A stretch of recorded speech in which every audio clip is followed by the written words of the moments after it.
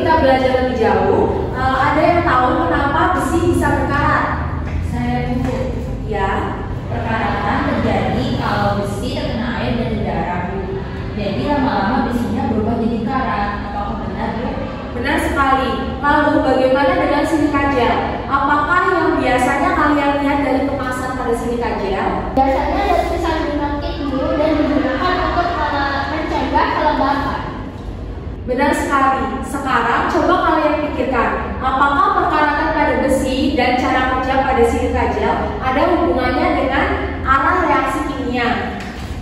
Sebelum itu kita akan membahas LKPD terlebih dahulu. Ibu akan membagikan LKPD-nya dan silakan kalian kerjakan. Baik, Ibu.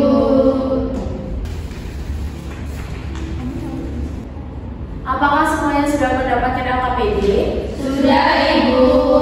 Sebelum itu, Ibu akan membagi kalian menjadi 3 kelompok. Kemudian setiap kelompok mendiskusikan jawaban LKPD yang telah Ibu berikan. Baik, Ibu. Baik anak-anak, apakah kalian sudah selesai berdiskusi? Sudah, Ibu. Langsung saja kita mulai pada soal yang pertama, yaitu berdasarkan beberapa contoh reaksi, adakah dari kalian yang bisa mengidentifikasi arah reaksi pada persamaan reaksi tersebut? Saya, Bu. Ya, silakan. Arah reaksi pada persamaan reaksi nomor 1 berlangsung satu arah, Bu. Menurut kalian, mengapa reaksi ini bisa berlangsung satu arah? Karena reaksi tidak dapat balik lagi, Bu. Ya, betul, jawabannya bagus. Kemudian, apakah zat-zat hasil reaksi dapat kembali lagi membentuk zat reaksi? Contohnya pada perkaratan besi. Apakah hasil reaksi atau besi oksida bisa kembali lagi menjadi besi dan oksigen? Tidak, Bu. Karena karat yang sudah terbentuk kan sudah permanen. Jadi besi yang sudah berkarat itu tidak bisa kembali lagi jadi besi seperti semula. Benar sekali. Selanjutnya, berdasarkan hasil pengamatan kalian, apakah ada yang bisa menjawab reaksi-reaksi ini merupakan reaksi irreversibel atau reversibel? Saya, Bu. Ya, silakan. Kalau menurut saya reaksi-reaksi pada soal nomor 1 itu termasuk reaksi reversibel. Ya, tepat sekali. Ada yang bisa menjelaskan mengapa reaksi pada nomor 1 ini merupakan reaksi irreversibel? Saya, Bu. Reaksi tersebut merupakan reaksi irreversibel karena reaksinya hanya berlangsung satu arah atau reaksinya tidak dapat balik lagi, Bu. Oke, jawabannya bagus. Kita lanjut ke soal berikutnya. Berdasarkan beberapa contoh reaksi berikut, siapa yang bisa mengidentifikasi arah reaksi pada persamaan reaksi tersebut? Saya, Bu. Baik, silakan. Berdasarkan contoh tersebut, arah reaksi berlangsung secara 2 arah, Bu. Ya, betul. Kemudian mengapa reaksi ini bisa berlangsung secara 2 arah? Karena reaksinya dapat bolak-balik, Bu. Wah, jawabannya bagus. Seperti yang bisa kalian lihat dari contoh di mana arah mana yang mengarah ke kanan dan ke kiri, maka reaksinya dapat berlangsung secara 2 arah. Lalu, apakah hasil reaksi dapat membentuk kembali zat reaksinya? Bisa, Bu. Ya, benar. Selanjutnya, berdasarkan hasil pengamatan kalian tadi, adakah yang bisa menjawab apakah reaksi ini termasuk reaksi irreversibel atau reaksi reversibel? Saya, Bu. Ya, silakan. Reaksi-reaksi tersebut termasuk reaksi reversibel, Bu. Ya, bagus. Apakah ada yang tahu mengapa reaksi pada soal nomor 2 yang KPD tersebut termasuk reaksi reversibel? Karena reaksinya berlangsung secara 2 arah dan dapat bolak-balik, Bu. Jawabannya bagus. Baik. Berdasarkan apa yang telah disampaikan teman-teman kalian tadi, apakah ada yang bisa membedakan antara reaksi irreversibel dan reaksi reversibel? Saya, Bu. Ya, silakan. Jadi reaksi irreversibel itu adalah reaksi yang berlangsung satu arah. Artinya ketika reaktan bereaksi dan produk sudah mulai terbentuk, maka reaksi sudah bereaksi dan tidak ditemukan reaktan kembali. Sedangkan reaksi reversibel atau reaksi bolak-balik adalah reaksi yang berlangsung 2 arah dan zat-zat hasil reaksi dapat kembali membentuk zat reaksi.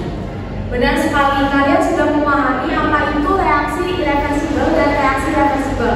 Sekarang kita akan membahas tentang keseimbangan dinamis. Perhatikan grafik yang telah Ibu berikan. Grafik ini akan membantu kalian untuk memahami bagaimana reaksinya. Perhatikan grafik pertama. Di sini ada perubahan konsentrasi A dan B sebagai reaksi dan C sebagai hasil reaksi.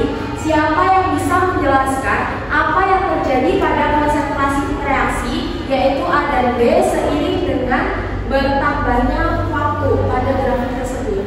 Saya, Bu. Ya, silakan. Setelah mengenali grafik dan persamaan reaksi tersebut, konsentrasi A dan B menurun, Bu. Kemudian, mengapa konsentrasi A dan B menurun? Karena A dan B digunakan untuk membentuk produk C, jadi semakin lama reaksi berlangsung, semakin sedikit jumlah A dan B. Benar. Sekarang, bagaimana dengan konsentrasi C? Apa yang kalian dapat amati dari grafik ini? Konsentrasi C meningkat seiring waktu, Bu. Bagus. Lalu kenapa konsentrasi C ini meningkat seiring berjalannya waktu? Karena C adalah produk yang terbentuk dari A dan B, jadi semakin lama reaksi berlangsung, maka semakin banyak C yang akan dihasilkan, Ibu. Ya, benar. Kemudian, bagaimana perubahan konsentrasi hasil reaksi terhadap waktu? Pada keadaan awal konsentrasi C-nya 0 karena belum terbentuk C. Akan tetapi seiring bertambahnya waktu konsentrasi C bertambah karena adanya reaksi antara A dan B membentuk C, Ibu. Betul. Selanjutnya pada tabel nomor 4 terdapat sebuah grafik perubahan laju reaksi terhadap waktu pada reaksi bolak-balik atau reversibel. Baik, sekarang kita perhatikan grafik perubahan laju reaksi ini. Grafik ini menunjukkan bagaimana laju reaksi maju dan laju reaksi balik berubah seiring dengan perubahan waktu. Coba siapa yang bisa menjelaskan perubahan laju reaksi terhadap waktu pada laju reaksi maju atau V1? Saya, Bu. Ya, silakan. Seiring berjalannya waktu, laju V1 menurun, Ibu. Benar. Apakah ada yang bisa menjelaskan mengapa laju reaksi V1 menurun? Karena jumlah reaksi yaitu A dan B semakin berkurang, jadi makin sedikit zat yang bisa bereaksi, Ibu. Benar sekali. Kemudian saat reaksi berkurang, laju reaksi maju juga melambat. Sekarang, bagaimana perubahan laju reaksi terhadap waktu pada laju reaksi balik atau V2? Laju reaksi balik atau V2 semakin meningkat seiring waktu, Ibu. Nah, sekarang mengapa seiring berjalannya waktu laju reaksi balik atau V2 semakin meningkat? Karena semakin banyak produk C yang terbentuk, semakin banyak C, maka semakin besar kemungkinan C terurai kembali menjadi A dan B, Bu. Bagus sekali. Sekarang perhatikan garis putus-putus di grafik yang menandai keadaan setimbang. Bagaimanakah laju reaksi maju atau V1 dan laju reaksi balik atau V2 pada titik ini? Pada saat keadaan seimbang, laju reaksi maju atau V1 dan laju reaksi balik atau V2 ternyata sama, Bu. Tepat sekali. Jadi, apa yang terjadi jika laju reaksi maju dan laju reaksi balik sudah sama? Artinya reaksi sudah mencapai kesetimbangan, Ibu. Bagus. Jadi, kalian menyebutkan bahwa reaksi sudah mencapai kesetimbangan. Sekarang, coba hubungkan pernyataan itu dengan konsep kesetimbangan dinamis. Apa yang bisa kalian simpulkan? Kalau reaksi sudah mencapai kesetimbangan, berarti laju reaksi maju dan laju reaksi balik itu sama, kan, Bu? Betul sekali. Lalu, apa artinya itu bagi jumlah reaksi dan produk? Artinya jumlah reaksi dan produk tetap stabil, Bu. Jumlahnya tidak bertambah atau berkurang meskipun reaksi terus berlangsung. Bagus. Sekarang berdasarkan penjelasan kalian, coba simpulkan apa yang dimaksud dengan kesetimbangan dinamis. Kesetimbangan dinamis itu adalah kondisi di mana laju reaksi maju dan laju reaksi balik itu sama, sehingga jumlah reaksi dan produk tetap konstan meskipun reaksi terus berlangsung, Ibu. Betul. Jadi meskipun reaksi tetap berjalan, jumlah zat yang ada baik reaksi maupun produk tidak berubah. Itu karena laju reaksi maju dan laju reaksi baliknya sudah seimbang. Inilah yang disebut dengan kesetimbangan dinamis.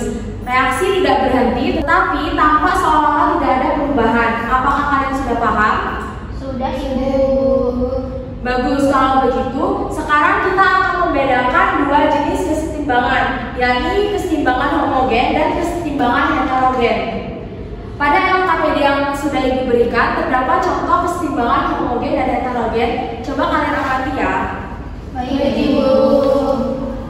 Sekarang mari kita diskusikan berdasarkan contoh di atas bagaimana wujud produk dan reaktan dari kedua jenis kesetimbangan tersebut. Pada kesetimbangan homogen, semua zat terlibat dalam reaksi berada pada fase yang sama, Ibu. Tepat sekali. Jadi pada kesetimbangan homogen, reaktan dan produk memiliki fase yang sama. Sekarang bagaimana dengan kesetimbangan heterogen? Pada kesetimbangan heterogen ada zat yang berada dalam fase yang berbeda, Ibu. Benar. Jadi pada kesetimbangan heterogen, reaktan dan produk ada dalam fase yang berbeda. Sekarang dari penjelasan yang telah kalian sampaikan tadi, siapa yang bisa menyimpulkan apa itu kesetimbangan homogen dan kesetimbangan heterogen? Saya, Bu. Jadi kesetimbangan homogen itu terjadi ketika semua zat yang terlibat dalam reaksi berada dalam fase yang sama, seperti semua gas atau semuanya cairan. Sedangkan kesetimbangan heterogen itu terjadi ketika ada zat yang berbeda dalam fase yang berbeda, seperti gas dan padat atau cair dan padat. Benar sekali. Jadi kesetimbangan homogen adalah reaksi yang melibatkan zat-zat dalam fase yang sama. Sementara kesetimbangan heterogen melibatkan zat-zat dalam fase yang berbeda. Apakah ada yang ingin ditanyakan? Tidak, Ibu. Apakah sudah cukup jelas anak-anak? Sudah, Ibu. Baik, jika kalian sudah paham dan tidak ingin ada yang ditanyakan lagi, mari kita cukupkan pembelajaran hari ini. Semoga ilmu yang kita dapatkan bermanfaat. Ibu akhiri, wassalamualaikum warahmatullahi wabarakatuh. Waalaikumsalam